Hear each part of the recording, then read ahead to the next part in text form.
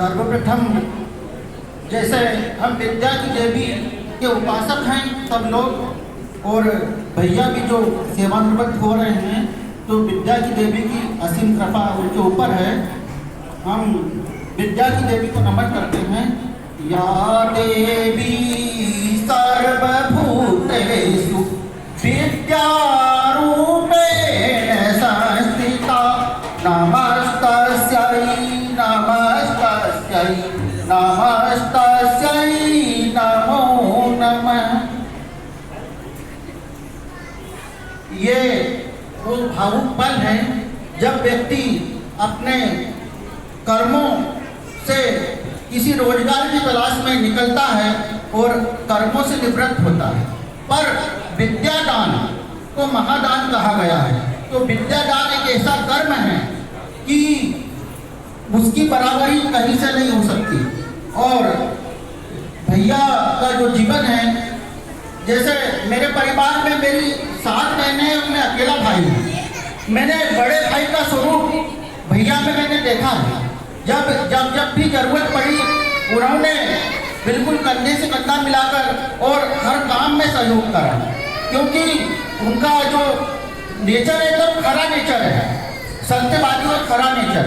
तो ऐसे बिरले ही व्यक्ति होते हैं जीवन में कि जो दूसरों का सहयोग करते हैं।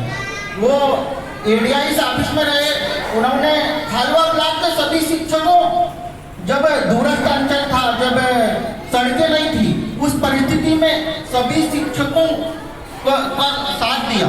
कई शिक्षक विपरीत परिस्थितियों में अपने घर चले जाते थे तो वापस नहीं पहुंच पाते, कोई अधिकारी पहुंच जाते थे, उस समय भी उनको संभाला और उनको कुछ भी नहीं होने दिया। और अपने उनके पास जो टेक्निक है काम करने की, ऐसी बहुत कम लोगों में होती है, वो देखी नहीं जाती। मैं उनके लिए सिर्फ 2 शब्द कहूँगा कि जीवन जो कर्मों में बीता, जीवन जो कर्मों में बीता, नहीं प्रेम का पन घट रीता। और जिसका जीवन तप की गीता, जिसका जीवन तप की गीता, लोभ मोह को जिसने जीता, लोभ मोह को जिसने जीता, कर साकार दिखाया जिसने, कर साकार दिखाया जिसने, तन में ही भगवान को। और ढूंढ रही थी कब से दुनिया, ढूंढ रही थी कब से दुनिया, ऐसे सच्चे इंसान को, ऐसे सच्चे इंसान को।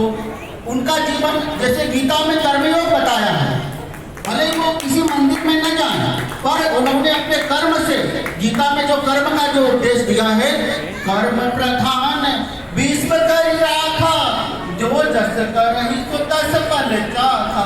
उन्होंने कर्मयोगी की तरह अपना जीवन दिया, अपने कर्म में वो हमेशा सजग रहे और उन्होंने दूसरों को भी प्रेरणा दी। क्योंकि कहा गया है जैसे पूजा बिटिया है, तो पूजा के प्रति एक बार मेरी उनसे बात हुई थी, जिस समय पूजा की शादी नहीं हुई, उस समय उनके अंदर जो भाव था उसके प्रति अंदर एकदम से वो अंतर्द्वंद से वैसे हो गए कि पूजा चली जाएगी तो मुझे कैसा लगेगा।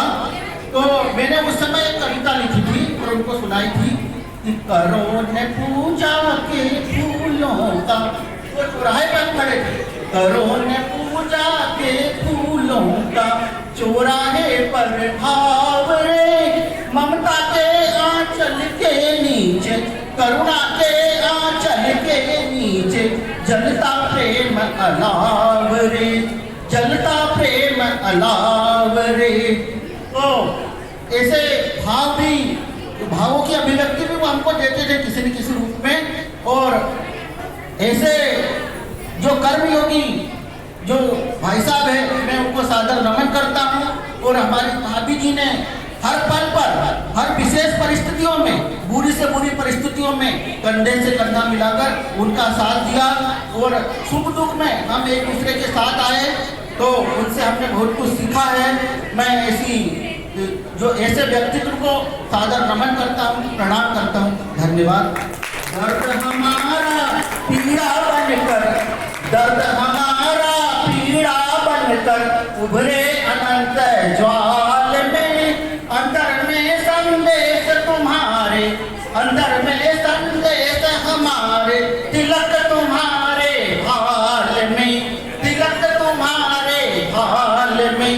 इसको नहीं समझना आंसू, इसको नहीं समझना आंसू, ये पावन गंगा जल है, तपती हुई दोपहरी में जो करता मन को शीतल है।